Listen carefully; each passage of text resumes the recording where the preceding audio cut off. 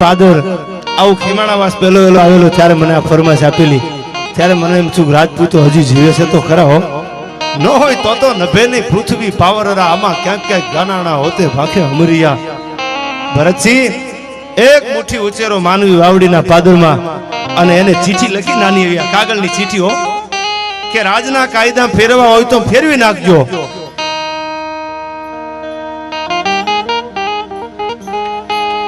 પણ ધોળા દીએ જો ધારીને ધમરોળું તો માનજો કુ લિખિતન રામ વાળો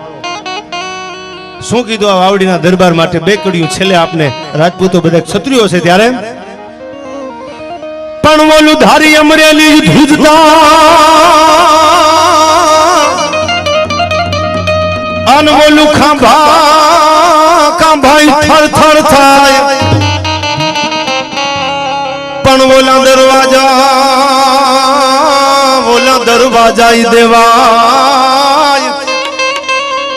એ તારે રોઢે દિનાય રામડા પણ બોલા દરવાજા દેવાય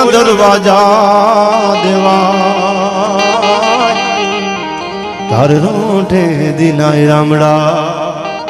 આ બહુ જૂનો શબ્દ આ ચારણ કવિએ દુહામાં વાપર્યો છે રોંઢો એટલે બપોરની વેળા ગુડ આફ્ટરનૂન એ બપોરના ટાણે દોઢેક નાડામાં હુરજ આવી ગયો ઈ ટાણે ધોળા દીએ જેના દરવાજા બંધ થઈ જાય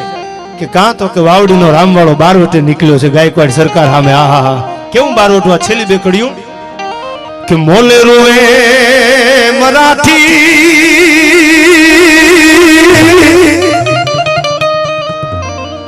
એ મોલે રોવે મરાઠી ગાયકવાડ સરકારની સામે બારવટું વિક્રમસિંહ મરાઠા ભરતી થઈને આવેલા એટલે એને કીધું મરાઠાની બાયુ પોતાના કંથને પોતાના ધણીને ભલામણ કરે છે કે તમે બધા રાજની ચાકરીએ છો તમે આ નોકરી કરો છો પણ જોજો અમે એવું નામ સાંભળ્યું છે કે વાવડીનો કોક ગાંઠી દરબાર રામવાળો બારવટે નીકળ્યો છે અને દુશ્મનને થરબવા માંડ્યો છે જોજો ક્યાંક એનો ભેટો ન થઈ જાય તમને નકર અમારા ચૂડીને ચાંદલા ભાંગી જાય અમારે આ મોલે બેઠા બેઠા રોવા સિવાય બીજો રસ્તો નથી તમે રામવાળાની ધ્યાન રાખજો એ ભલામણ પોતાના કંથને કરે છે એનું આ ગીત કે મોલે રોવે મરાઠી એ મોલે રોવે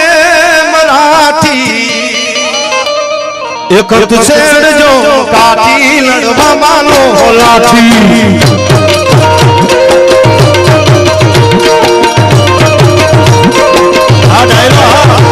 મોલે રોવે મરાઠી કદ છેડજો કાઠી લડવા માનો લાઠી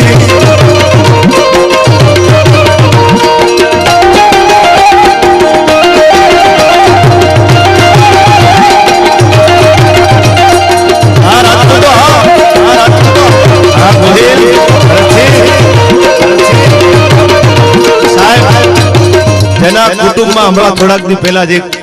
એના પરિવારજનક એક એક્સપર્ટ થઈ ગયા છે છતાંય માણસ આયા આ બધો ખીમાણાવાસ આ બધા તોય બેઠા છે આવીને આ પ્રોગ્રામમાં એને હજારો આઈથી સલામ કારણ કે સાહેબ બહુ જૂનો ભગત બાપુનો દોહો છે કે મીઠપ વાળા માનવી જેથી જગ છોડીને જાય તેથી કાગા એની કારણું ઘરે ઘરે મંડાય આ ખંભે હજી પનિયા છે મને ખબર છે આ ઊભા નથી થતા પૈસા ઉડાડવા એનું કારણ ઈ જ છે કે હજી જાજો દિવસો નથી થી આપણે આમાં રૂડા ન લાગી પણ આવું પડે ફરજ બને છે એને હજારો સલામ આઈથી સાહેબ જે મરદ માણા ડાયો માણા સજ્જન માણા મરે ને પછી ઘરે ઘરે એની કાણ્યું હોય બાકી ગરખોદિયા મરી જાય ને તો ત્રીજી સોસાયટીમાં ખબર ન હોય કોણ ગુજરી ગયું કોણ જીવે છે ભાઈ હા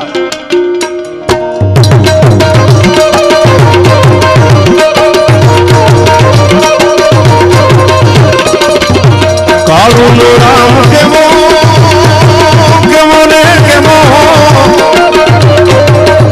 કાળું ભાનો રામ કેવો ચૂધે કઠણ જેવો આશીર્વાદ એવો દિલથી જમીન દેવો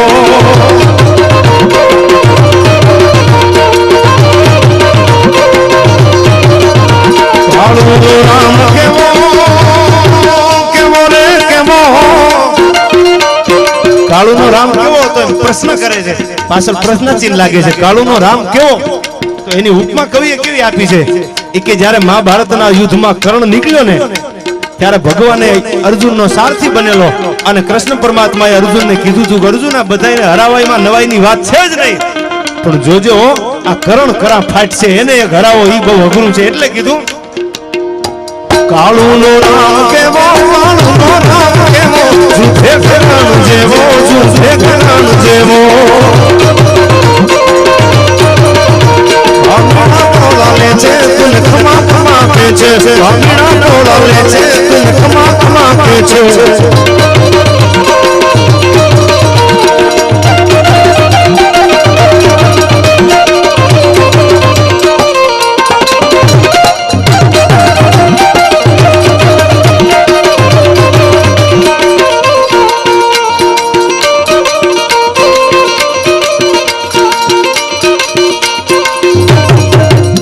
બોટુને કોઈ બેડા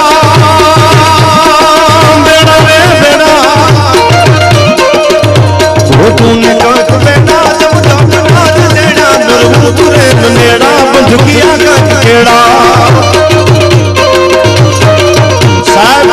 આ બાજુ ગાયકવાડ સરકારની સામે રામવાળાનું બારવટું અમરેલીની પોલીસ ગાંડી બનેલી કે રામને પકડો અને સાહેબ ગોલણવાળાએ એટલું કીધું કે રામભાઈ પટારો નથી ભાંગતો આમ તો તમે જોજો હું કાયમ કહું છું આમાં બધા ઘણાના મિત્રો હશે તમે જોજો જેલમાં જે ભાઈબંધ બને ને એ ભાઈબંધ પાકા પાયે બને રાજભા જેલમાં જે મુલાકાત થાય મનુભાઈ એ ભાઈબંધ પાકા પાયે બને એ પછી કોઈ દી નોખા જ ન પડે કારણ કે વખાના માર્યા ભેળા થયા હોય ભાઈ હોય અને ગોલણવાળાની અને રામવાળાની ભાઈબંધી જેલની ભાઈબંધી કારણ કે અમરાપરના ગોલણવાળો જેલમાં અને રામવાળો જેલમાં એ બધા ભેળા થઈ ગયા એટલે કીધું કે હવે શું કરવું કે હવે આપણે આ મરજીવાનું ટોળું બનાવી અને ગાયકવાડની સરકારને ધમરેલા સિવાય બીજો રસ્તો નથી હવે આને ધરબી દેવી છે ડોહા પટેલ માથું કાઢી ગયો છે ને તરવારના ઝાટકે વેતરી નાખવો છે ભાઈ અને પછી ગોલણવાળાએ કીધું કે રામભાઈ પટારો નથી ભાંગતો અરે ગોલણવાળા પટારો ન ભાંગે જમણા પગે તમે જોજો આપણે બધા આ બેઠા ને બધાને કહું છું જમણા હાથમાં બળ વધારે હોય જમણા પગમાં વધારે હોય પણ વાવડીના દરબાર રામવાળાએ ડાબા પગની જેમ લાત મારી આમ ફાળા કરી ત્યાં તો પટારાના ભાંગીને ભૂગા કરી નાખ્યા પણ કઠણા એટલી હતી કે સાહેબ ડાબા પગમાં એક નાની એવી પટારાની ખીલી લાગી ગઈ અને ઈ ખીલી છેલ્લે રામવાળાને હરગાપુરના હિમાડા સુધી મૂકવા આવી હતી ભાઈ બે બાય બેનો ફોટો ટીંગાતો હોય તો કોઈ ખીલીની કિંમત નથી કરતું કે આ ખીલી કેટલો વજન લઈને બેઠી છે ફોટા સામું જો ફોટો બહુ રૂડો છે એક નાની એવી ખીલી જ્યારે રામવાળાને લાગી ગઈ પાટું મારીને જ્યારે પટારો રામે ભાંગ્યો અને ડોહા પટેલને તરવારના ઝાટકી વેતરી નાખ્યો ગાયકવાડ સરકારને ધ્રુજાવી નાખી કથા જાણો છો છેલ્લી કડીમાં કીધું કે અમરેલી ગાંડું બન્યું છે રામને પકડવા પણ કેવું લાગે છે અમરેલી રે ગાંડી ગાંડી રે ગાંડી અમરેલી રે ગાંડી ત્યાં છે પોલીસ ગાડી ભૂપત ચલાવે ગાડી તો સામવીન માંડી અમરેલી રે ગાંડી ત્યાં છે પોલીસ ગાડી ભૂપત ચલાવે ગાડી તો સામવીન માંડી મોલે રૂવે મરાઠી મોલે રૂવે મરાઠી કંદ છેડજો કાઠી નડવા માનો હલાઠી કરી દો એક મિનિટ માટે આ રાજપૂતો ગોહિલો બધા ક્ષત્રિયો બેઠા છે એટલે મને આ વાત યાદ આવે છે ગોહિલો બેઠા છે ભરતસિંહ પાલીતાણાના દરબારગઢમાંથી વેલડું તૈયાર થયું અમીરસિંહ ગોહિલની બે દીકરીઓ જૂનાગઢના નવાબે નિકા પટવાની વાત કરેલી આ સત્ય ઘટના છે ઇતિહાસ તમે વાંચજો તમને ખબર પડે કે આ રાજપૂતો અને કાઠીનો તો જૂનો નાતો એક સંબંધ હતો ક્ષત્રિયોનો એ વેલડું તૈયાર થયું કે હું રાજપૂતની દીકરી અને એની યારે નિકા પટવી એથી તો જીભ કરડી અને મરી જવું સારું એ વેલડામાં જ્યારે અમીરસિંહ ગોહિલની પાલીતાણાની બે દીકરીઓને જ્યારે બેહારવામાં આવી અને વેલડું ધીરે ધીરે ધીરે ધીરે ધીરે નીકળી ગયો પણ કોણ આહેરો આપે આ મોતનું વેલડું હતું આયા તો કટકા થઈ જવાની વાત હતી મરવાની વાત હતી તેથી ફરતા ફરતા એ વેલડું સાવરકુંડલાના પાદરમાં પૂગ્યું ભાઈ દેવા કોટીલા નામનો મરદ કાઠી હવારમાં કહુંબો હાથમાં લીધેલો ખંડી હતી ખરલે હન ખરલેથી ખોબે પસ ધધકતે ધોબે આ ખાનન મચી ખોડિયા યામ જે હાથમાં કહુંબો લીધો ને કોઈ કીધું દરબાર કે હા કે આપણા પાદરમાંથી વેલડું નીકળે છે અને પાલીતાણાના દરબાર અમીરસિંહ ગોહિલની બે દીકરીઓ છે જૂનાગઢના નવાબે નિકા પટવાની વાત કરી છે દરબાર પાલીતાણામાંથી વેલડું નીકળ્યું છે અને કુંડલામાંથી વેલડું આવી વયું જાય તો આપણી કાઠિયાવાડની માથે પાણી ફરી જાય હો જીવું ઝેર થઈ જાય મૂછની માથે તા દઈ અને હાથમાં લીધેલો કહુંબો આમ ઢોળી નાખ્યો અને કીધું વેલડું બોલાવી લ્યો દરબારગઢમાં વેલડું દરબારગઢમાં આવ્યું સાવરકુંડલામાં અને બે દીકરીઓને માથે હાથ મૂકીને કીધું અમીરસિંહ ગોહિલની દીકરીઓ હાથથી મારી દીકરીઓ મારી બેન હું દેવો કોટીલો પ્રતિજ્ઞા કરું છું કે હવે જૂનાગઢના નવાબને કહું છું મોડું ન કરતો પાણીનો કરશું